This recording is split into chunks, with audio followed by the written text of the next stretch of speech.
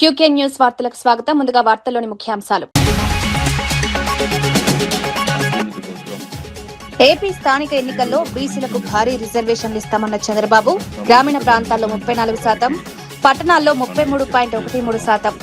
బీసీల రాజకీయ ప్రాతినిధ్యం పెంచేందుకు కీలక నిర్ణయం. మున్సిపల్ చైర్మన్లు, మేయర్లకు ప్రత్యక్ష ఎన్నికలు. సీఎంకు కళ్ళు రుచి చూపిస్తారన్న మహేష్ కుమార్ గౌడ్. రేవంత్ కళ్ళు రుచి చూడాలని వ్యాఖ్య. కళ్ళు అంటే అమృతం, సీఎంకు రుచి చూపిస్తారని వెల్లడి. సీఎంకు కళ్ళు తాగమన్న PCC chief.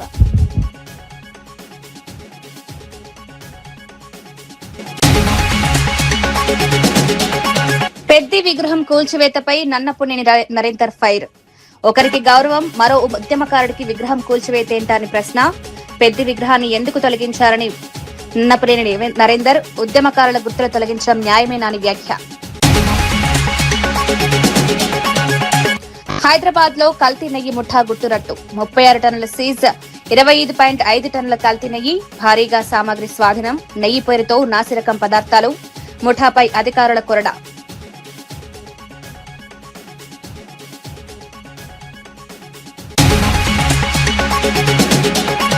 Toll free పనిచేయకపోయినా Janata garage తలుపులు తెరిచే ఉంటాయన్న హరీష్ రావు. 22A బాధితులకు జనతా గ్యారేజ్ అండా. 22A సమస్య పరిష్కారం లేకపోతే మా దగ్గరకు రండని వ్యాఖ్య. ప్రజల భూముల కోసం పోరాటం ఆపేది లేదన్న హరీష్ రావు. ఆంధ్రప్రదేశ్ కేబినెట్ సమావేశం ముగిసిన అనంతరం ముఖ్యమంత్రి చంద్రబాబు నాయుడు స్థానిక సంస్థల ఎన్నికల్లో బీసీ రిజర్వేషన్లపై కీలక ప్రకటన చేశారు. రాష్ట్రంలోని స్థానిక సంస్థల ఎన్నికల్లో రూరల్ ప్రాంతాల్లో 34%, అర్బన్ ప్రాంతాల్లో 33.13% బీసీ రిజర్వేషన్లు కల్పించనున్నట్లు తెలిపారు. బీసీలకు రాజకీయ ప్రాతినిధ్యం పెంచే దిశగా ప్రభుత్వం నిర్ణయం తీసుకున్నట్లు తెలిపారు. అసెంబ్లీలో ఈ అంశానికి సంబంధించిన వివరాలను ప్రభుత్వం వెల్లడించింది. గతంలో బీసీలకు రిజర్వేషన్ల అమలుపై వివిధ ప్రభుత్వాలు తీసుకున్న నిర్ణయాలను కూడా ప్రభుత్వం ప్రస్తావించింది. స్థానిక సంస్థల్లో బీసీలకు తగిన ప్రాతినిధ్యం కల్పించడం తమ లక్ష్యమని ముఖ్యమంత్రి తెలిపారు. మరోవైపు మున్సిపాలిటీలు, కార్పొరేషన్ల చైర్మన్లు, మేయర్లకు ప్రత్యక్ష ఎన్నికలు నిర్వహించాలని ప్రభుత్వం నిర్ణయించినట్లు చంద్రబాబు ప్రకటించారు. స్థానిక సంస్థల ఎన్నికల నిర్వహణకు అవసరమైన చర్యలు ప్రభుత్వం చేపడుతోందన్నారు. ఈరోజు సభలో మిత్రుడు పవన్ కళ్యాణ్ గారు లేరు కానీ ఆయన మొదటి నుంచి కూడా బీసీలకు న్యాయం చేయాలని మేము ఎలక్షన్ మేనిఫెస్టో రాసినప్పుడు 34% రిజర్వేషన్లు పెట్టినప్పుడు ఒక పక్క పవన్ కళ్యాణ్ గారు, ఇంకో పక్క బీజేపీ నాయకత్వం పూర్తిగా సమర్థించి ముగ్గురం కూడా ఎన్నికలకు వెళ్ళాం. ఆ ఎన్నికలకు వెళ్ళినప్పుడు జీవితంలో ఎన్నో ఎన్నికలు ఫేస్ చేశాం కానీ 2024 ఎన్నికలు ఒక హిస్టరీ. 94% స్ట్రైక్ రేట్, 57% ఓట్లు వచ్చాయంటే అది బీసీల వల్ల, ఈ యొక్క నాయకత్వం యొక్క నమ్మకం వల్ల వచ్చాయని కూడా నేను మీకు తెలియజేస్తున్నాను. అలాంటి హిస్టారికల్ విక్టరీకి కారణమైనటువంటి బీసీలకు న్యాయం చేయడం కోసం ఈరోజు ఒక ప్రత్యేకమైన క్యాబినెట్ పెట్టుకొని చర్చించాం. ఇందులో అధ్యక్ష 3 ప్రధానమైన విషయాల్ని ఈరోజు నిర్ణయం చేశాం. చాలా ఉన్నాయి కానీ 3 ప్రధానంగా నిర్ణయాలు చేశాం. బీసీలకు గ్రామీణ స్థానిక సంస్థల్లో 34% రిజర్వేషన్లు చట్టంలో ఏముందో అది కల్పిస్తాం. అది మొదటి నిర్ణయం. పట్టణ స్థానిక సంస్థల్లో 33.33% రిజర్వేషన్లు కల్పిస్తాం. ఈ 2 కూడా చట్టంలో ఉన్నాయి అధ్యక్ష, అది కూడా నేను వస్తాను. ఇంకొక పక్కన అర్బన్ లోకల్ బాడీలో మేయర్. యాదగిరిగుట్టలో సుమారు 42,000 ఎకరాల భూమిని 22A నిషేధిత జాబితాలో చేర్చిన అంశంపై మంత్రి కోమటిరెడ్డి వెంకటరెడ్డి కీలక వ్యాఖ్యలు చేశారు. ఈ విషయం ప్రతిపక్షాలు తాజాగా బయటపెట్టినప్పటికీ 3 నెలల క్రితమే అక్కడి స్థానిక ఎమ్మెల్యే తన దృష్టికి తీసుకొచ్చారని తెలిపారు. భూములను 22A జాబితాలో చేర్చిన విషయం గురించి అప్పుడే ముఖ్యమంత్రి రేవంత్ రెడ్డికి సమాచారం ఇచ్చినట్లు మంత్రి వెల్లడించారు. ఇంత పెద్ద మొత్తంలో భూములు నిషేధిత జాబితాలోకి వెళ్లడం వెనుక ఉద్దేశపూర్వక చర్య ఉండొచ్చని అనుమానాన్ని వ్యక్తం చేశారు. ప్రజల ఆస్తి హక్కులకు ఇబ్బంది కలగకుండా సమస్యను పరిష్కరించాల్సిన అవసరం ఉందన్నారు. యాదగిరిగుట్ట ప్రాంతంలో భూముల విషయంలో స్థానిక ప్రజలు ఎదుర్కొంటున్న సమస్యలను ప్రభుత్వం గుర్తించిందని తెలిపారు. నిషేధిత జాబితాలో భూములు ఎలా చేరాయి, ఎవరి నిర్ణయం మేరకు ఈ ప్రక్రియ జరిగింది అనే అంశాలను అధికారులు పరిశీలించాలని సూచించారు. నిజమైన భూ యజమానులకు ఇబ్బందులు కలగకుండా చర్యలు తీసుకోవాల్సిన బాధ్యత ప్రభుత్వంపై ఉందన్నారు. యాదగిరిగుట్టలో కూడా 42,000 ఎకరాలు ప్రొవిజన్లో పెట్టినట్టు నాకు ఐలయ్య గారు అక్కడ స్థానిక ఎమ్మెల్యే చెప్పి బాధపడ్డారు. ఏది 3 నెలల కింద ఇది ఇవాళ బయట పెట్టిన ప్రతిపక్షాలు. నేను ఆ రోజే ముఖ్యమంత్రి గారికి చెప్పిన యాదగిరిగుట్టలో ఈ విధంగా 42,000 ఎకరాలు ప్రొవిజన్ అని చెప్పి తాత ముత్తాతల ఆస్తులు ప్రొవిజన్లో పెట్టినని చెప్పి ఆ ప్రాంతాల్లో రైతులు ప్రజలు మధ్యతరగతి వాళ్ళు యాదగిరిగుట్ట మున్సిపాలిటీ నిద్రపోకుండా ఎమ్మెల్యే దగ్గర నా దగ్గర తిరిగితే గతంలోనే నేను చెప్పిన మీరు ఇప్పుడు ఇవాళ చెప్తున్నాను ఆ రోజే చెప్పి దాని గురించి మీరు లేదు మీరు భయపడద్దు నేను దీపిస్తానని ముఖ్యమంత్రి గారు ఇది ఎవరో ఉద్దేశపూర్వకం చేసినట్టుగా అనిపిస్తుంది. విద్యార్థులు తమ న్యాయమైన డిమాండ్లను ప్రజాస్వామ్య పద్ధతిలో తెలియజేసేందుకు నిరసన చేపడితే అనుమతి నిరాకరించడం ఎంతవరకు సమంజసమని మాజీ ఎమ్మెల్యే ఆనంద్ మెతుకు ప్రశ్నించారు. స్పీకర్ పర్యటన ఉందనే కారణంతో విద్యార్థుల నిరసనకు అనుమతి ఇవ్వకపోవడం సరికాదన్నారు. ప్రజాస్వామ్యంలో విద్యార్థుల గొంతును ప్రభుత్వం వినాల్సిన బాధ్యత ఉందని పేర్కొన్నారు. కార్యక్రమాలకు అనుమతులు నిరాకరించినంత మాత్రాన విద్యార్థుల సమస్యలు పరిష్కారం కావన్నారు. విద్యార్థులు ఎదుర్కొంటున్న సమస్యలను ప్రభుత్వం అధికారులు సీరియస్ గా తీసుకోవాలని డిమాండ్ చేశారు. ముఖ్యంగా జీవో 97 వెంటనే రద్దు చేయాలని కోరారు. విద్యార్థుల భవిష్యత్తుకు సంబంధించిన అంశాల్లో ప్రభుత్వం చర్చలకు ముందుకు రావాలని సూచించారు. శాంతియుతంగా నిరసన తెలిపే హక్కు ప్రతి పౌరుడికి ఉందన్నారు. విద్యార్థులు తమ సమస్యను ప్రజాస్వామ్యబద్దంగా తెలియజేస్తున్న సమయంలో వారిని అడ్డుకోవడం ద్వారా సమస్య మరింత తీవ్రమవుతుందని హెచ్చరించారు. ప్రభుత్వం విద్యార్థులతో చర్చించి వారి అభ్యర్థనలు పరిశీలించాలని కోరారు. సబ్ ఇంజనీర్లో ఇట్లా కావాలంటే ఆ డిప్లొమా తోటి వెళ్ళిపోయేటటువంటి వాళ్ళు లేదు, ఇంకా పై చదువులకు పోవాలనుకుంటే బీటెక్ చదవాలనుకుంటే ఈ 3 years కోర్స్ అయిపోయిన తర్వాత ఫస్ట్ ఇయర్ కాకుండా డైరెక్ట్ సెకండ్ ఇయర్ బీటెక్ లోపల జాయిన్ కావడానికి అవకాశం ఉంటుండే. దాన్నే లాటరల్ ఎంట్రీ అంటుండ్రి, లాటరల్ ఎంట్రీ. అయితే ఇప్పుడు ఏం చేసిండు రేవంత్ రెడ్డి గారు అంటే పాపమైన చాలా చదువుకున్నటువంటి చదువుల మంత్రి కదా, కాబట్టి ఏం చేసుకొచ్చిండంటే కలెగుర గంపలాగా చేసుకొస్తున్నాడు. కలెగుర గంపలాగా ఐటీఐ పాలిటెక్నిక్ మొత్తం స్కిల్డ్ యూనివర్సిటీ అని చెప్పి ఒక శక్తి అనేటటువంటిది పెట్టి ఆయన వీసీగా దానికి ఆనంద్ మహేంద్ర గారిని పెట్టి ఈ పిల్లల భవిష్యత్ అంతా కూడా అంధకారంలోకి నెట్టేస్తున్నాడు. ఈ పిల్లలు ఇంకా జూనియర్ అసిస్టెంట్లు కావాలన్నా సీనియర్ అసిస్టెంట్లు కావాలన్నా లేదా పై చదువులకు పోవాలా బీటెక్ చేయాలంటే కూడా ఎవరికి కూడా అవకాశం లేకుండా ఇటువంటి పరిస్థితి రేవంత్ రెడ్డి గారు తీసుకొస్తా ఉన్నారు. ఈ పిల్లల భవిష్యత్తు గురించి ఖచ్చితంగా వీళ్ళకు నిరసన తెలుపుకునేటటువంటి హక్కు ఇవ్వాలి. ఈ శక్తి అనేటటువంటి ఒంగోలులో పగటిపూట ఇళ్లలో చోరీలకు పాల్పడుతున్న అంతర్రాష్ట్ర దొంగల ముఠాను పోలీసులు అరెస్ట్ చేశారు. నిందితుల నుంచి సుమారు 1.7 కోట్ల విలువైన బంగారం, 15 లక్షల నగదును స్వాధీనం చేసుకున్నట్లు జిల్లా ఎస్పీ హర్షవర్ధన్ రాజు తెలిపారు. ప్రధాన నిందితులు పఠాన్ సమీర్ ఖాన్ బైక్ పై తిరుగుతూ తాళాలు పగలగొట్టి చోరీలకు పాల్పడుతున్నట్లు దర్యాప్తులో గుర్తించినట్లు చెప్పారు. హైదరాబాద్ లో నివాసముంటూ నర్సరావుపేట, వినుకొండ, ఒంగోలు ప్రాంతాల్లో పగటిపూటే ఇళ్లను లక్ష్యంగా చేసుకున్న పోలీసులు తెలిపారు. ఇంటి యజమానులు బయటకు వెళ్లిన సమయాన్ని గమనించి తాళాలు పగలగొట్టి విలువైన వస్తువులు అపహరించేవారని వెల్లడించారు. చోరీ చేసిన బంగారం, నగదు వివరాలను సేకరించి నిందితులను పట్టుకున్నట్లు పోలీసులు తెలిపారు. మరోవైపు ఒంగోలు 1వ పట్టణ పోలీస్ స్టేషన్ పరిధిలో మరో 2 కూడా అరెస్టు చేసినట్లు అధికారులు వెల్లడించారు. వారి నుంచి 24.5 లక్షల విలువైన బంగారం, 2 లక్షల నగదును విక్రయించేశారు. నిందితుల కదలికపై నిఘా పెట్టినట్టు కేసును ఛేదించిన పోలీసులను అధికారులు అభినందించారు. వర్క్ చేస్తూ ఉండే సో దీంట్లో మనము బాగా ఎఫర్ట్స్ చేసిన దాని మీద ఈరోజు అఫెండర్ని మనం పట్టుకోవడం జరిగింది. అతని పేరు వచ్చి సమీర్ ఖాన్ అలియాస్ సొహైల్ ఖాన్. అట్లాగే అతని పేరు ఇంకా చాలా అలియాసెస్ ఉన్నాయి. మొహమ్మద్ సమీర్ ఖాన్, పఠాన్ సమీర్ ఖాన్, షోహెబ్ ఖాన్, ఇట్లా చాలా నేమ్స్ తోటి ఇతను డిఫరెంట్ స్టేట్స్లో అఫెన్సెస్ చేస్తున్నాడు.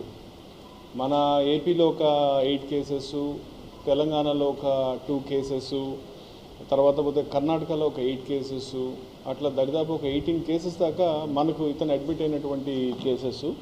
బాగా నోటోరియస్ అఫెండర్.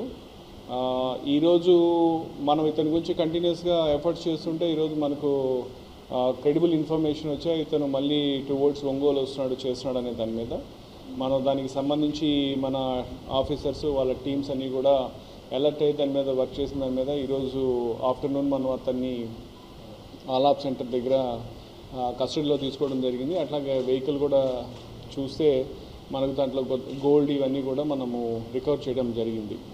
నిజానికి ఇతను చాలా డిస్ట్రిక్ట్స్లో అఫెన్సెస్ చేస్తున్నాడు. ఇప్పుడు నూజివీడ్లో అఫెన్స్ చేస్తున్నాడు, వెనుకొండలో అఫెన్స్ చేస్తున్నాడు, నర్సరావుపేటలో అఫెన్స్ చేస్తున్నాడు, అన్ని పెద్ద పెద్ద అఫెన్సెస్. సో అన్ని జిల్లాల ఆఫీసర్స్ అందరూ కూడా వీళ్ళ కోసం ఎఫర్ట్స్ చేస్తున్నారు. బట్ మన వాళ్ళు చాలా బాగా ఫోకస్డ్గా చేయటం వల్ల ఈరోజు మనం ఈ అఫెండర్ని పట్టుకోగలిగాము. అతని నుంచి మనము దరిదాపు 682 గ్రాములు బంగారం అతని నుంచి రికవర్ చేసాం. దాదాపు 1,03,00,000 వర్త్ ఉన్న గోల్డ్. అదే కాకుండా అతని పొజిషన్లో ఒక 15 lakhs క్యాష్ రికవర్ చేసాము. అట్లాగే ఇతను ఒక అఫెన్స్కి సంబంధించి గోల్డ్ని డిస్పోజ్ చేసి ఒక 18 lakhs పెట్టి ఒక కారు కూడా కొన్నాడు, మహీంద్రా XUV 700. తెలంగాణలో కల్లు వినియోగంపై టీపీసీసీ అధ్యక్షుడు మహేష్ కుమార్ గౌడ్ ఆసక్తికర వ్యాఖ్యలు చేశారు. ముఖ్యమంత్రి రేవంత్ రెడ్డి విస్కీ, బ్రాందీ వంటి మద్యం సేవించారని, అయితే కల్లు రుచి చూడాలని ఆయన సూచించారు. కల్లు అంటే అమృతమని, ఆ అమృతం రుచి తమ పార్టీ సీనియర్ నేత భట్టి విక్రమార్కకు తెలుసని మహేష్ కుమార్ గౌడ్ వ్యాఖ్యానించారు. ముఖ్యమంత్రి కూడా ఒకసారి కల్లు రుచి చూడాలని సరదాగా అన్నారు. తెలంగాణ సంస్కృతిలో కల్లుకు ప్రత్యేక స్థానం ఉందని, సాంప్రదాయంగా కల్లు తాగే పద్ధతి చాలా ప్రాంతాల్లో ఉందన్నారు. కల్లు వృత్తిపై ఆధారపడే గీత కార్మికుల జీవన పరిస్థితులను కూడా ప్రభుత్వం పరిగణలోకి తీసుకోవాలని పేర్కొన్నారు. గీతా కార్మికుల సంక్షేమం కోసం ప్రభుత్వం పలు చర్యలు తీసుకుంటోందని తెలిపారు. అయితే ముఖ్యమంత్రికి కల్లు తాగాలని సూచిస్తూ చేసిన వ్యాఖ్యలు రాజకీయంగా, సామాజికంగా ఆసక్తికర చర్చకు దారితీశాయి. వ్యక్తులు జనం లక్షల్లో ఉన్నారు. ఈ వృత్తిని కాపాడాల్సిన బాధ్యత ఎవరిది? ముఖ్యమంత్రి గారిదే. చిన్న చిత్కర సమస్యలు ఉంటాయి. శస్త్రసఖ్యత పెరిగింది. చదువు వైపు మా మిత్రుడు పొన్నం ప్రగారు చెప్పినట్టుగా చదువు వైపు మళ్లాల్సినప్పటికీ కూడా కుల వృత్తులు నశించిపోకుండా ఉండాల్సిన బాధ్యత ఉంది. కాబట్టి కల్లు వృత్తిని రక్షించుకోవాలి, దాన్ని ప్రోత్సహించాలి, సరిపడా నిధులు ఇవ్వండి, కల్లు వృత్తిని ప్రోత్సహించాల్సిందిగా నేను ముఖ్యమంత్రి గారిని కోరుతూ, అదేవిధంగా భట్టి విక్రమార్క కోరుతూ, కల్లు శాశ్వతం అనే మాట, ఈ ప్రపంచం ఉన్నంత వరకు కల్లు శాశ్వతంగా ఉంటుంది, దాన్ని రక్షించుకోవాల్సిందిగా మనందరం కూడా ముఖ్యమంత్రి విజ్ఞప్తి చేస్తూ, మరొక్కసారి సర్వై పాప లాంటి మహానుభావుడి యొక్క అంత గొప్ప విగ్రహం హైదరాబాద్లో పెట్టినారంటే కాంగ్రెస్ ప్రభుత్వానికి, రాష్ట్ర ముఖ్యమంత్రికి ధన్యవాదములు.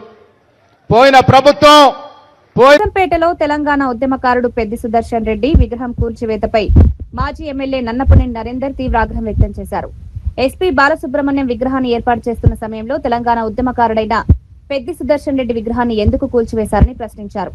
ఒకరికి గౌరవం ఇచ్చి మరో ఉద్యమకారుడి విగ్రహాన్ని తొలగించడం ఏ విధమైన న్యాయమని నిలదీశారు. పెద్ది సుదర్శన్ రెడ్డి తెలంగాణ ఉద్యమంలో కీలకంగా పనిచేశారని, ఆయనకు నర్సంపేట ప్రజల్లో ప్రత్యేక గుర్తింపు ఉందన్నారు.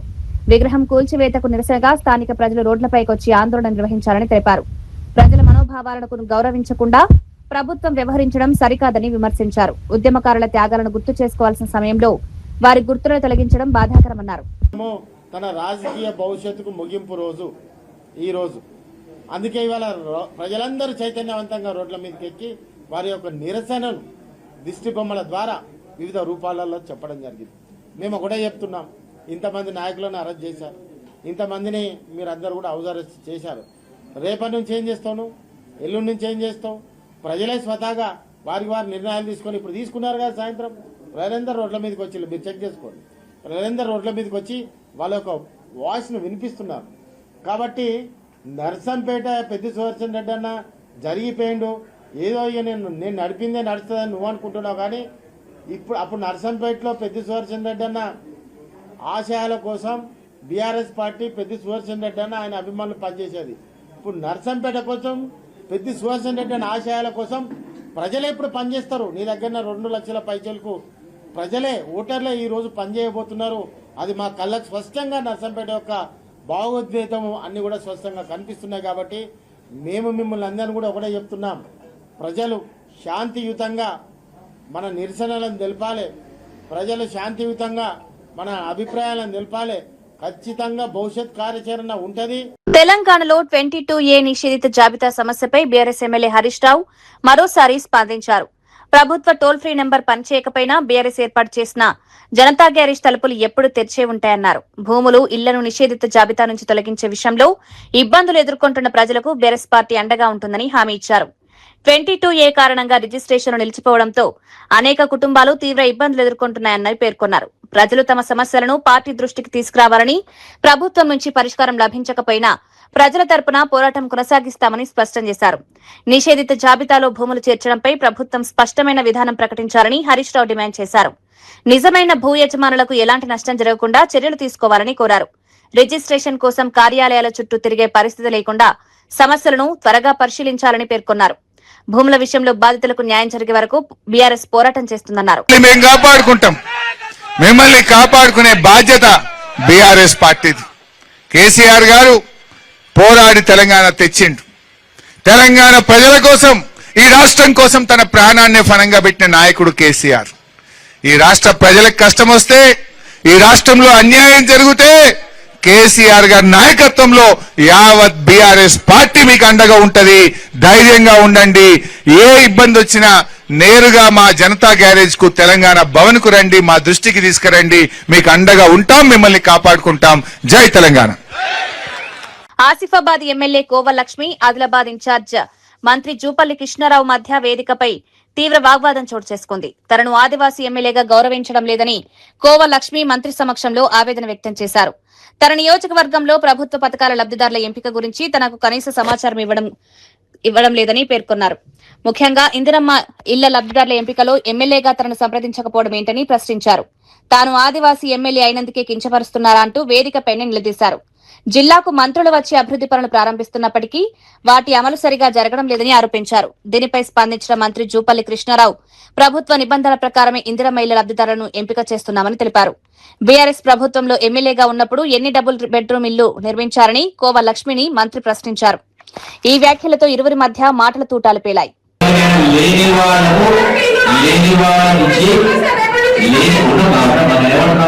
లేని వాళ్ళ నుంచి తప్పు చేసి రాకపోయింది. వినమ్మా, మీరు ఎవరైనా గోవలసి ఇచ్చి ఉంటే మీరు రాకపోయింది. లేని వాళ్ళకి ఇవ్వలేదు, ఉన్న వాళ్ళకి ఇచ్చిండ్రు. రాసి ఇవ్వండి అటువంటి ఎంక్వైరీ చేసి వాళ్ళు క్యాన్సిల్ చేసి వాళ్ళ పైన చెడులు తీసుకెళ్ళి కారణం. మూడో విషయానికి సంబంధించి మీరు మాట్లాడారు. టెండర్ గురించి ఎప్పుడు జరిగింది?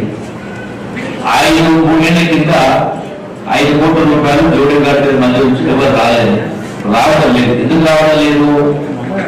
ఒకదానికి అంటే జిల్లా సంబంధించి చెప్పమని మీరు బాధపడాలని చెప్పడం చెప్తారు. ఎందుకు రావడం లేదు చెప్పమంటే, కొత్తగూడెం జిల్లా అశ్వరావుపేటలో సర్దార్ సర్వాయి పాపన్న గౌడ్ వేడుకలు, జయంతి వేడుకలు ఘనంగా నిర్వహించారు. ఈ కార్యక్రమానికి సినీ నటుడు సుమన్ ముఖ్య అతిథిగా హాజరై పాపన్న గౌడ్ విగ్రహాన్ని ఆవిష్కరించారు. స్థానిక ఎమ్మెల్యే ఆదినారాయణ కూడా కార్యక్రమంలో పాల్గొన్నారు. ప్రత్యేకంగా గీతా కార్మికుడి వేషధారణలో ఎమ్మెల్యే ఆదినారాయణ హాజరు కావడం కార్యక్రమంలో ఆకర్షణగా నిలిచింది. సర్దార్ సర్వాయి పాపన్న గౌడ్ సామాజిక సమానత్వం కోసం పోరాడిన గొప్ప నాయకుడని కార్యక్రమంలో పాల్గొన్న వారు గుర్తు చేశారు. పేదలు, బలహీన వర్గాల కోసం ఆయన చేసిన పోరాటం నేటి తరానికి స్ఫూర్తిదాయకమన్నారు. పాపన్న గౌడ్ ఆశయాలను ముందుకు తీసుకువెళ్లాల్సిన బాధ్యత ప్రతి ఒక్కరిపై ఉందని పేర్కొన్నారు. ఆయన విగ్రహాన్ని ఏర్పాటు చేయడం ద్వారా స్థానిక ప్రజల ఆకాంక్ష నెరవేరిందని తెలిపారు. జయంతి కార్యక్రమానికి స్థానిక ప్రజలు, అభిమానులు, నాయకులు పెద్ద సంఖ్యలో హాజరయ్యారు.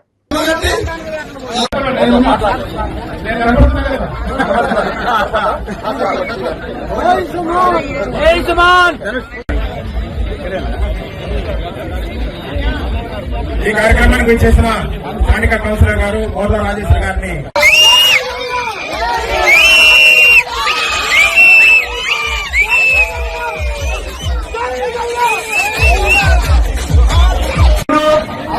జరిగినా కానీ సుమారు మనకి అన్ని కూడా ఒప్పుకొని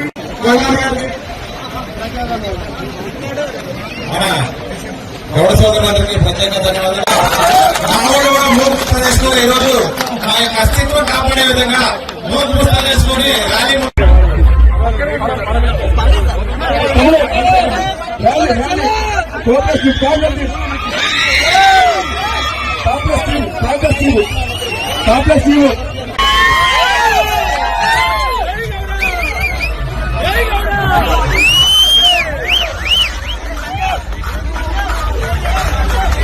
కార్పొరేట్ స్థాయి వైద్యం అందించాలన్న ఉద్దేశంతో టిమ్స్ ఆలోచన చేసిన గొప్ప నాయకుడు మాజీ ముఖ్యమంత్రి కేసీఆర్ అని మాజీ మంత్రి లక్ష్మారెడ్డి అన్నారు. టిమ్స్ ఆసుపత్రుల నిర్మాణానికి అవసరమైన స్థలాల గుర్తింపు, భూసేకరణ, సమస్యల పరిష్కారం వంటి కీలక ప్రక్రియలను బీఆర్ఎస్ ప్రభుత్వ హయాంలోనే పూర్తి చేశామని తెలిపారు. కాంగ్రెస్ ప్రభుత్వం అధికారంలోకి వచ్చిన తర్వాత పనులు ఆలస్యమయ్యాయని, నిర్మాణాలు ఇంకా పూర్తి కాలేదని ఆరోపించారు. తెలంగాణలో ప్రభుత్వ వైద్య సేవలపై ప్రజల విశ్వాసాన్ని పెంచేందుకు బీఆర్ఎస్ ప్రభుత్వం అనేక చర్యలు చేపట్టిందన్నారు. గతంలో ప్రభుత్వ ఆసుపత్రికి వెళ్లాలంటే ప్రజలు వెనుకంజ వేసే పరిస్థితి ఉండేదని, బీఆర్ఎస్ పాలనలో ప్రభుత్వ ఆసుపత్రులపై నమ్మకం పెంచే ప్రయత్నం చేశారన్నారు. పేదలకు మెరుగైన వైద్యం అందించాలన్న లక్ష్యంతో టిమ్స్ ప్రాజెక్టులను తీసుకొచ్చామని తెలిపారు. ఆసుపత్రుల నిర్మాణం త్వరగా పూర్తి చేసి ప్రజలకు అందుబాటులోకి తీసుకురావాలని డిమాండ్ చేశారు. గవర్నమెంట్ హాస్పిటల్ స్థాయికి తీసుకొచ్చినాం. ఆ 9.5 సంవత్సరాలు మేము చేసింది ఏంటంటే, మీరు పూర్తిగా నెగ్లెక్ట్ చేసి వదిలిపెట్టిన హెల్త్ డిపార్ట్మెంట్ ను ఒక స్థాయికి తీసుకొచ్చి అన్ని రకాల కార్యక్రమాలు చెప్పడం జరిగింది. ఆ టిమ్స్ హాస్పిటల్ సబ్జెక్ట్ తో పాటు దానికంటే ముందు చాలా పని జరిగింది. టిమ్స్ హాస్పిటల్ ఆలోచన కూడా కేసీఆర్ గారు 2016 సంవత్సరంలో ఈ హాస్పిటల్ అనౌన్స్ చేయడం జరిగింది. అప్పుడే స్థల సేకరణకు సార్ చెప్పడం జరిగింది. నేనే అప్పుడు వెల్త్ మినిస్టర్ కాబట్టి అన్ని ప్రాంతాలు తిరిగి ఇప్పుడైతే స్థలాలు ఉన్నాయో ఆల్మోస్ట్ ఇంచుమించు అవి ఆ రోజే ఫైనలైజ్ చేయడం. తర్వాత కొన్ని రోజులు అనుకోకుండా ఎలక్షన్ ప్రీపోన్ కావడం, 6 నెలల ముందు ఎలక్షన్ పోవడం. దాని తర్వాత గవర్నమెంట్ వచ్చిన తర్వాత 18లో 2 సంవత్సరాలు కోవిడ్ ఉండడం, దాంతో కొంత డిలే అయింది తప్ప ఇప్పటికీ ఎప్పుడో కంప్లీట్ చేసి ప్రజలకు అందించేవాళ్ళం. మరి మేము ఫౌండేషన్ ఆలోచన చేసినాం, స్థల సేకరణ చేసినాం, స్థలాల్లో ఉన్న వివాదాలన్నీ తొలగించినాం, అక్కడ ఇబ్బందులన్నీ తొలగించి అన్ని చేసి శాంక్షన్ ఇచ్చి టెండర్ పిలిచి పని ప్రారంభమైన తర్వాత మీరు వచ్చి 2.5 సంవత్సరాలు అయిపోయింది, ఇప్పటికీ కంప్లీట్ కాలే. మీరు మాట్లాడతారు మా గురించి. మేము ఏం చేసినాం అనేది మీ టైంలో 70 ఏళ్ళలో 5 ప్రభుత్వ మెడికల్ కళాశాలలు ఉంటే వాటిని 34 తీసుకెళ్ళినాం. అంటే 29 మెడికల్ కాలేజీలు కొత్తగా ఏర్పాటు చేసి శాంక్షన్ ఇచ్చి అన్ని మెడికల్ కాలేజీలు స్టార్ట్ అయినాయి. కర్నూలు నగరాన్ని దేశంలోనే ప్రముఖ డ్రోన్ హబ్ గా అభివృద్ది చేయనున్నట్లు కేంద్ర పౌర విమానయాన మంత్రి రామ్మోహన్ నాయుడు తెలిపారు. డ్రోన్ సిటీలో పర్యటించిన ఆయన వివిధ కంపెనీలు ఏర్పాటు చేసిన డ్రోన్ ప్రదర్శనలను పరిశీలించారు. అధునాతన డ్రోన్ టెక్నాలజీపై కంపెనీల ప్రతినిధులతో చర్చించారు. అనంతరం ప్రముఖ డ్రోన్ కంపెనీల సీఈఓలతో పెట్టుబడుల అవకాశాలపై సమావేశం నిర్వహించారు. డ్రోన్ సిటీ కోసం ప్రభుత్వం 600 ఎకరాల భూమిని కేటాయించినట్లు కేంద్ర మంత్రి తెలిపారు. డ్రోన్ రంగానికి ప్రత్యేక పథకాన్ని తీసుకురావడానికి కూడా ప్రభుత్వం ప్రణాళికలు రూపొందిస్తోందన్నారు. రాబోయే 2 ఏళ్లలో డ్రోన్ తయారీ పరిశ్రమ కార్యకలాపాలు ప్రారంభమయ్యే అవకాశం ఉందన్నారు. డ్రోన్ తయారీ రంగం ద్వారా కర్నూలు పరిసర ప్రాంతాల యువతకు భారీగా ఉపాధి అవకాశాలు లభిస్తాయని తెలిపారు. ఈ ప్రాజెక్టు ద్వారా సుమారు 5,000 ప్రత్యక్ష ఉద్యోగాలు, 25,000 పరోక్ష ఉద్యోగాలు ఏర్పడే అవకాశం ఉందని వివరించారు. ఎలా పెంచొచ్చు, డ్రోన్స్ తాలూకా తయారీ మన దేశంలో ఎలా పెంచొచ్చు అన్న ఉద్దేశంతో ఒక మంచి స్కీమ్ కూడా తీసుకొని వచ్చాం. అది ఇండస్ట్రీకి కూడా చెప్పాం, వాళ్ళకు కూడా అడ్వాంటేజ్ తీసుకోమని కూడా ఈ సభాముఖంగా తెలియజేశాం. ఈరోజు ఇంత చక్కగా రావడానికి కాస్త ఇబ్బంది అయినా సరే 150 కంపెనీల నుంచి రిప్రజెంటేటివ్స్ దేశం మొత్తం మీద డ్రోన్స్ కి సంబంధించిన వాళ్ళందరూ కూడా ఇక్కడ విచ్చేసి, వాళ్ళు హైదరాబాద్ ఎయిర్పోర్ట్ లో దిగితే అక్కడ నుంచి బస్సు వేసుకొని వాళ్ళందరూ కూడా వచ్చిన తర్వాత ఇక్కడికి వచ్చిన తర్వాత ఒక్కరు కూడా మేము ఇబ్బంది పడ్డామని చెప్పలా. అందరూ కూడా ప్రెజెంటేషన్స్ చూసి, ఇక్కడ స్టేట్ గవర్నమెంట్ చేస్తుంది చూసి మెచ్చుకున్నారు. ఇంత మంచిగా ఇక్కడ డ్రోన్స్ చేస్తున్నారంటే, డ్రోన్స్ కంపెనీస్కి ఇక్కడ ఆదరిస్తున్నారనంటే మేము నెక్స్ట్ ఫ్యూచర్ ఎక్స్పాన్షన్ ఇక్కడే చేస్తాం, మాకు భూమి ఎలా ఇస్తారన్న దాని మీద ఈరోజు అందరూ కూడా మాట్లాడుతున్నారు. సో రానున్న కాలంలో డ్రోన్ సిటీ ఏదైతే ఉందో దేశంలోనే కాకుండా ప్రపంచంలోనే ఒక హబ్గా ఇది మారబోతుంది. దీనికి కారణం మొట్టమొదటిగా మన ముఖ్యమంత్రి వర్యులు చంద్రబాబు నాయుడు గారు, ఆయన విజన్ కూడా. భారతదేశంలో ఎన్ని గ్రామాలు ఉన్నాయో ప్రతి గ్రామంలో అట్లీస్ట్ ఒక డ్రోన్ ఉండాలన్నా 6 లక్షల పైగా డ్రోన్లు మన భారతదేశంలో ఉండాలి. ప్రస్తుతం ఉన్న డ్రోన్లు 40,000కు పైగా ఉన్నాయంటే ఇంకెంత మార్కెట్ మనకుందో ఒకసారి గ్రహించండి. ఆ మార్కెట్ని ట్యాప్ చేయడానికే ప్రభుత్వం తరపున రాష్ట్ర ప్రభుత్వం, కేంద్ర ప్రభుత్వం కలిసి ఈ డ్రోన్ సిటీని ఫుల్ సక్సెస్ఫుల్గా ముందుకు నడిపించాలని మా ప్రయత్నం మేము చేస్తున్నాం. ఇందులో మరొక ముఖ్యమైనటువంటిది ఏంటంటే, ఈ డ్రోన్ సిటీ ఓర్వకల్లో ఏర్పాటు అయిన తర్వాత ఉద్యోగాలు మన యువత యువకులకే వస్తాయి. ఇక్కడ ఏర్పాటు చేసిన తర్వాత ఇప్పుడు చాలామంది చెప్పారు స్కిల్లింగ్ ఇప్పించండి, స్థానికులకి మంచి స్కిల్లింగ్ ఇప్పించండి, సో వాళ్ళే ఇక్కడ పనిచేసే విధంగా చేస్తారని దాని మీద కూడా మంచి కరికులం తయారు చేసి డ్రోన్స్లో పైలట్స్ అవ్వడానికి కానీ డ్రోన్ కంపెనీలో పనిచేయడానికి మినిమం ఏదైతే స్కిల్లింగ్ కావాలో వాటి మీద కూడా దృష్టి పెట్టి స్థానికంగా ఇక్కడ కర్నూలులో కానీ ఓర్వకల్లో లోకల్గా ఉండే వాళ్ళకి ఎక్కువ శాతం ఉద్యోగాలు వచ్చే విధంగా ఇది తీసుకుంటాం. ఎందుకనంటే అది కూటమి ప్రభుత్వం తాలూకా ఎజెండా ఉద్యోగ కల్పన అనేది. ఆంధ్రప్రదేశ్ అసెంబ్లీ స్థానిక సంస్థల ఎన్నికల్లో బీసీ రిజర్వేషన్ అంశంపై కీలక చర్చ జరిగింది. బీసీలకు రిజర్వేషన్లు కల్పించడంలో గత టీడీపీ ప్రభుత్వాల పాత్రను మంత్రులు ప్రస్తావించారు. 1987లో ఎన్టీఆర్ ప్రభుత్వం బీసీలకు 20% రిజర్వేషన్లు కల్పించిందని, 95లో చంద్రబాబు ప్రభుత్వం రిజర్వేషన్లను 34% పెంచిందని వివరించారు. గత వైఎస్ఆర్సీపీ ప్రభుత్వం బీసీ రిజర్వేషన్లను 24% తగ్గించిందని ఆరోపించారు. దీంతో సుమారు 16,800 మంది రాజకీయ పదవులను కోల్పోయారని పేర్కొన్నారు. బీసీలకు న్యాయం చేసేందుకు కూటమి ప్రభుత్వం ప్రత్యేక చర్యలు తీసుకుంటుందన్నారు. స్థానిక సంస్థల ఎన్నికల్లో 34% బీసీ రిజర్వేషన్లు అమలు చేయాలని ప్రభుత్వం నిర్ణయించినట్లు చెప్పారు. ఇందుకోసం బీసీ ప్రొడక్షన్ యాక్ట్ తీసుకురావడానికి చర్యలు చేపడుతున్నామని వెల్లడించారు. పదవుల కోసం మరి కేబినెట్ లో 34% రిజర్వేషన్ అమలు పరచడం నిజంగా ఈ వేదిక ద్వారా ఈ దేవాలయం లాంటి అసెంబ్లీ సాక్షిగా బీసీలందరి తరఫున ధన్యవాదాలు తెలియజేస్తూ థ్యాంక్ యూ అధ్యక్ష. ముఖ్యమంత్రి గారు ఈ రోజు కేబినెట్ సమావేశం ప్రత్యేకంగా పెట్టి ఒక చారిత్రాత్మకమైనటువంటి నిర్ణయం తీసుకున్నారు.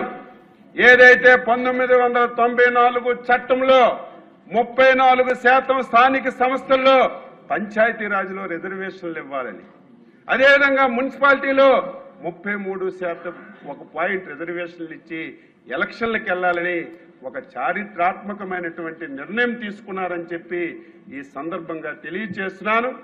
ఈ నిర్ణయం ఎవరు ఊహించలేదు, ఎవరు అనుకోలేదు. మళ్ళీ బలహీన వర్గాలకి ఈ రిజర్వేషన్స్ వచ్చి రేపు మాకు ఇన్ని పదవులు వస్తాయని ఎవరు కూడా ఊహించలేదు అధ్యక్ష. ఈరోజు ముఖ్యమంత్రి గారు ఆ నిర్ణయం తీసుకోవడం చాలా ఆనందంగా ఉంది, చాలా సంతోషంగా ఉంది.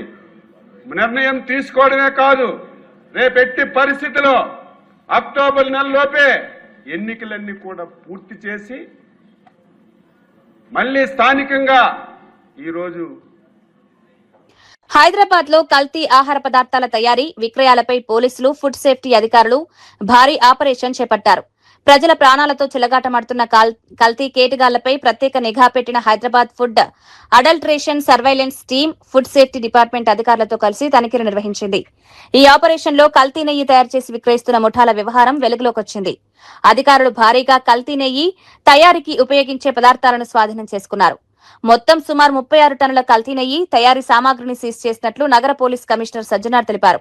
ఇందులో 25.5 టన్నుల కల్తీ నెయ్యి, 8.7 టన్నుల క్రీమ్, 1200 లీటర్ల పామాయిల్, 600 లీటర్ల వనస్పతి, డాల్డా తదితర పదార్థాలు ఉన్నట్లు అధికారులు వెల్లడించారు. నెయ్యి పేరుతో నాణ్యత లేని పదార్థాలను తయారు చేసి ప్రజలకు విక్రయిస్తున్నారని గుర్తించారు. ఆహార పదార్థాల్లో కల్తీకి పాల్పడే వారిపై కఠిన చర్యలు తీసుకుంటామని అధికారులు హెచ్చరించారు. ఒకటి, ఈ మిల్క్ ఫ్యాట్ లో కొన్ని మిల్క్ ఫ్యాట్ రిప్లేస్ చేసి దీంట్లో పామ్ ఆయిల్ మిక్స్ చేయడం, ఫ్లేవర్ కోసం ఇది అరోమాటిక్ ఫ్లేవర్ కోసం ఇది సిఇసి కెమికల్ మిక్స్ చేయడం, తర్వాత టెక్స్చర్ కోసం స్టార్చ్ మిక్స్ చేయడం, రవ వేరే ఉప్మా ఈ టైప్ లో స్టార్చ్ మిక్స్ చేసి అది టెక్స్చర్ క్రియేట్ చేస్తారు. సో అది ఒక టైప్ లో వైలేషన్స్ ఉంది. So without milk fat skimmed milk powder ఉంది, దీంట్లో 0 ఫ్యాట్ ఉంది మిల్క్ ఫ్యాట్. వాళ్ళు పామ్ ఆయిల్ మిక్స్ చేయడం, తర్వాత ఈ CEC chemical flavouring agent mix చేయడం అండ్ స్టార్చ్ మిక్స్ చేయడం నడుస్తుంది. సో ఈ రకాలుగా వాళ్ళు ఈ ఘీ ప్రిపేర్ చేస్తున్నారు. 100 లీటర్ ఘీలో 15 to 20 litres palm oil mix చేస్తారు. ఆ టేస్ట్ మేనేజ్ చేయడానికి మళ్ళీ 7 to 8 kgs వనస్పతి మిక్స్ చేస్తారు. ఈ రెస్టారెంట్స్, టిఫిన్ సెంటర్స్ చాలా చోట్ల కూడా స్వీట్లు కూడా మనము ప్యూర్ మీ స్వీట్ అని చెప్తుంటారు. కూడా ఒక రకమైన అడల్ట్రేషన్ ఉంటుంది. ఈ మధ్యలో మనము ఆయుర్వేదిక్ లో కూడా చాలా నెయ్యి వాడుతున్నారు.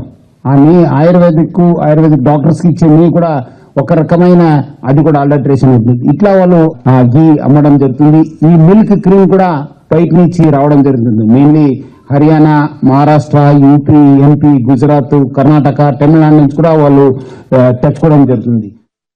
ఖమ్మం జిల్లా ఏదులాపురం మున్సిపాలిటీ పరిధిలోని పోలేపల్లి షిరిడి సాయినాథ్ నగర్ లో పీఎం శ్రీ కేంద్రీయ విద్యాలయ 2026-27 విద్యా సంవత్సరానికి సంబంధించిన విద్యాలయాల మేనేజ్మెంట్ కమిటీ సమావేశం నిర్వహించారు. జిల్లా collector VMC chairman Divakar TS అధ్యక్షతన ఈ సమావేశం జరిగింది.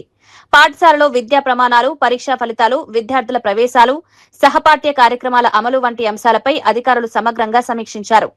పీఎం శ్రీ కార్యక్రమాల అమలు తీరుపై కూడా వివరాలు తెలుసుకున్నారు. డిజిటల్ విద్యా విధానం, పాఠశాలలో అందుబాటులో ఉన్న మౌలిక వసతులు, విద్యార్థుల భద్రతకు తీసుకుంటున్న చర్యలపై చర్చించారు. పాఠశాల అభివృద్ధికి చేపడుతున్న పనుల పురోగతిని అధికారులు వివరించారు. విద్యార్థులకు నాణ్యమైన విద్య అందించడంతో పాటు ఆధునిక సాంకేతికతను ఉపయోగించుకునే అవకాశాలు కల్పించాలని సూచించారు. పాఠశాలలో విద్యా వాతావరణం మెరుగుపరిచేందుకు అవసరమైన చర్యలు తీసుకోవాలని అధికారులకు సూచన చేశారు.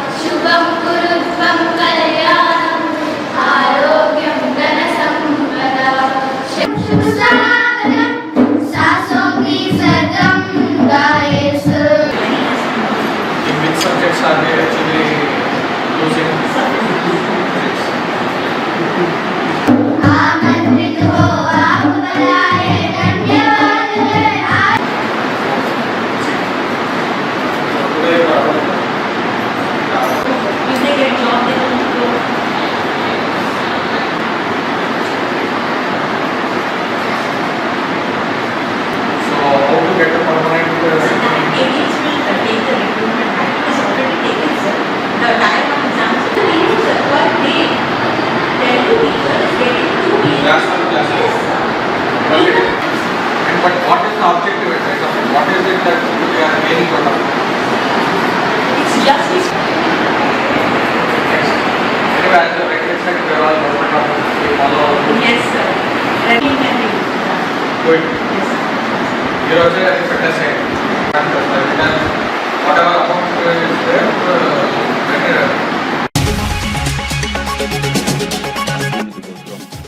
ఏపీ స్థానిక ఎన్నికల్లో బీసీలకు భారీ రిజర్వేషన్లు ఇస్తామన్న చంద్రబాబు గ్రామీణ ప్రాంతాల్లో 34%, పట్టణాల్లో 33.13%. బీసీల రాజకీయ ప్రాతినిధ్యం పెంచేందుకు కీలక నిర్ణయం. మున్సిపల్ చైర్మన్లు, మేయర్లకు ప్రత్యక్ష ఎన్నికలు. సీఎంకు కళ్ళు రుచి చూపిస్తారన్న మహేష్ కుమార్ గౌడ్. రేవంత్ కళ్ళు రుచి చూడాలని వ్యాఖ్య. కళ్ళు అంటే అమృతం, సీఎంకు రుచి చూపిస్తారని వెల్లడి. సీఎంకు కళ్ళు తాగమన్న PCC chief.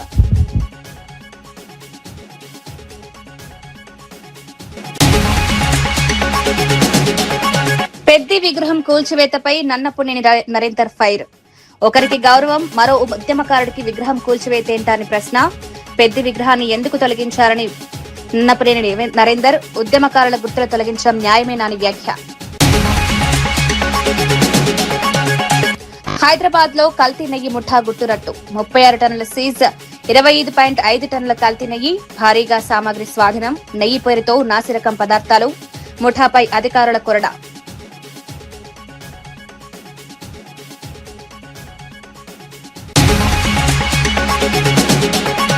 Toll free పనిచేయకపోయినా Janata garage తలుపులు తెరిచే ఉంటాయన్న హరీష్ రావు. 22A బాధితులకు జనతా గ్యారేజ్ అండా. 22A సమస్య పరిష్కారం లేకపోతే మా దగ్గరకు రండని వ్యాఖ్య. ప్రజల భూముల కోసం పోరాటం ఆపేది లేదన్న హరీష్ రావు. నాటి వార్తా విశేషాలు మరో బులెటిన్లో మళ్ళీ కలుద్దాం. నమస్కారం.